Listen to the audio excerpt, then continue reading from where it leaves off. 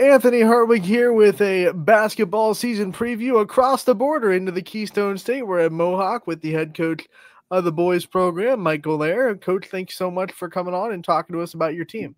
Yes, thanks for having me. You got it. Before we talk about all the exciting stuff that we have in store this year, let's have a little recap of last year, how you think it went, and some of the lessons that you think the returning players of last year can kind of bring into this season. Yeah, last year I think we had a successful season. Made it to the WPIL semifinals, the PIAA state quarterfinals. We did lose a lot of kids from last year. We lost 4 of our starters. We lost 6 seniors total. But again, I think that was a program-changing year for us to get back on the map, to get back on track, to get the younger kids involved as far as seeing what can be done, going forward. When you lose that much leadership, you kind of quickly realize how much the ripple effects of players like that leave in the summer and now in the preseason weeks. How much have you seen kind of the new leaders of the team lean on what the leaders of last year taught them? Yeah, we return a sophomore, Bobby Fadden. He's a junior now, but he had 1,000 points the last freshman sophomore year combined. So we're relying heavily on him. He's one that logged major minutes, started for us every game last year, started every game as a freshman. So he's been through it. It's a little bit easier when you have maybe 5 or 6 seniors to help the young guys through it. So, you have more to lean on than just one. But we're really excited about what we have coming up. Again, we have 2 seniors coming back from last year's team. Those guys have not played significant minutes for us yet, and hope to have them out there this year. So we're very bottom heavy as far as our youth, but I do believe we've got a very talented team getting ready to take the floor this year. Let's go through your roster and meet the whole team and the faces that we're going to see in Mohawk basketball. Sure. Bobby, we just talked about. Bobby's a 5-sport athlete here at Mohawk. And like I said, 1,000-point scorer. I think he was 3rd team All-State last year. So, again, having him back is huge. But, again, he's going to have a target every day. When you have the success that he's had coming through and now being, a junior ready to go and take this team where he wants it to go, he's going to have their best defender night in, night out. We have a sophomore point guard in Drew Rona, who came off the bench for us last year. His older brother, Jay, graduated, was a 4-year starter here, 1,000-point scorer. I think Drew, is going to have a breakout year this year. But he was, towards the end of the year last year, he was a 6th man, and he was playing sometimes as many minutes as our starters. So we expect big things from Drew. We also have a younger brother of a senior from last year who is JJ Nail. The younger brother is Joey. He's a junior.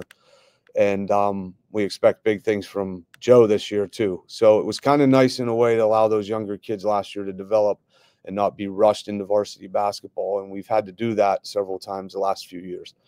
But this past year, with having that many seniors, they had, great practices. They had time to develop. And now we fully believe those 3 guys are really ready to go. Last year, you only had 1 loss inside the conference, and as we transition and talk about your schedule, we'll start with the conference this year, and those games obviously matter just a little bit more when you're playing them. So let's talk about it and what you see out of it this year and some of the things that you think Mohawk can try to continue to succeed in. Sure. The conference is realigned last year, so going into this season, we pretty much have the same section. The only difference was Neshannock moved down into 2A, which was replaced by Aliquippa moving up from 2A. So other than that, our section remains the same. Now, Aliquippa, again, in basketball and in football, perennial powers every year.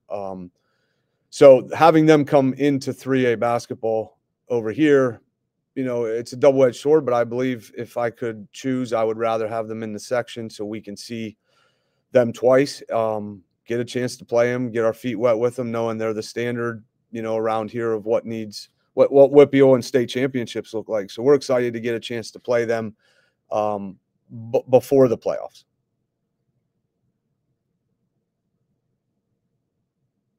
And then when we talk about games that are outside of that conference that really are getting you ready for the tournament and getting you ready for postseason, talk about some of the teams that pop up outside of it that you're really excited to test yourself with and that will really sharpen your tools. Yeah, right out of the gate, we open up with Hopewell in 2 weeks. However, we got a very tough game right after that with Mercyhurst Prep at the Neshannock tournament, followed up with possibly Neshannock. We've got Blackhawk. We've got Deer Lakes, who've back-to-back Whippeal champions. We've got South Range. We make a trip over to South Range this year. Christmas tournament, we're playing at Sharon. Sharon's always good. So we always believe in we trying to schedule as good an opponent as we can in these non-league games to get us ready. And then when we talk about, the next 2 weeks, like you said, before your first game, you obviously have a checklist and a thing that you want to get accomplished in practices and in scrimmages before then. What's on the coach's, checklist for your team that you want to see happen in scrimmages and practice before game one? Well, I think, every coach is probably going to answer this the same way. Our effort has to be there every single day. And the defensive style in which we want to play, it's going to require max effort. And if we're not going to do that, then we're going to have to play in the half court. So we've really been practicing hard on that. We also just have to gel. These kids have grown up together, played together, but not necessarily at this level. So we're still kind of building. We're just in that early stages of, it's kind of, as a coach, it's kind of fun to take a new group and see what we can do with them and see what they become. But again, it starts with the effort, and it's in a practice, it's in a scrimmage, and we've got a lot of talented kids. And I think the kids who play the hardest are eventually going to be the ones that end up getting the most playing time. Let's also talk about just your coaching journey and why you keep coming back to it and what you love so much about coaching this level of basketball at this school system. Well, this is my 20th year here. And I think what keeps you coming back is it's an escape every day for those 2 hours you get to go in that gym. You're around good kids. I've got an awesome coaching staff that's been with me for a long time, and that makes the job easy. I rely on those guys. I could leave for 2 weeks and they run the program. I wouldn't even hesitate. Looking back to question what they were doing, they know exactly what we're doing. They're a huge reason why I'm still here. And we've got really good kids here at Mohawk, and to go in that gym for 2 hours a night, whether it's a game or a practice, and just kind of get away from everything else that goes on together is kind of, I think, one of the main reasons you do this. Just seeing what you can do with a team each year and hopefully maximize what they can do. And I think that's the measure of success, is knowing at the end, we kind of reached it as far as we think we could have with that team. And that's not always the case, but we try here at Mohawk to do that with our kids. That answers the perfect segue, because we never do these coaches corners and season previews without giving you the chance to talk about your coaching staff and the people that are, behind you making this Mohawk program what you want it to be. I know you have a great staff from the bottom up. So talk about the people that are working with you in this program. Yeah, the very fortunate thing I have here is every single coach who leads a program 7 through 12, including my assistants, are members of our school system. So they're, right now in their classrooms working with kids. Some of them are retired teachers, but they're all Mohawk people. Greg Scott's my number one assistant. He's from Struthers, but he teaches at our elementary school. He's very capable of becoming a head coach right now. Kevin Rohn is an assistant coach of mine, been with me a long time as well. He's a teacher in the district, former boys coach.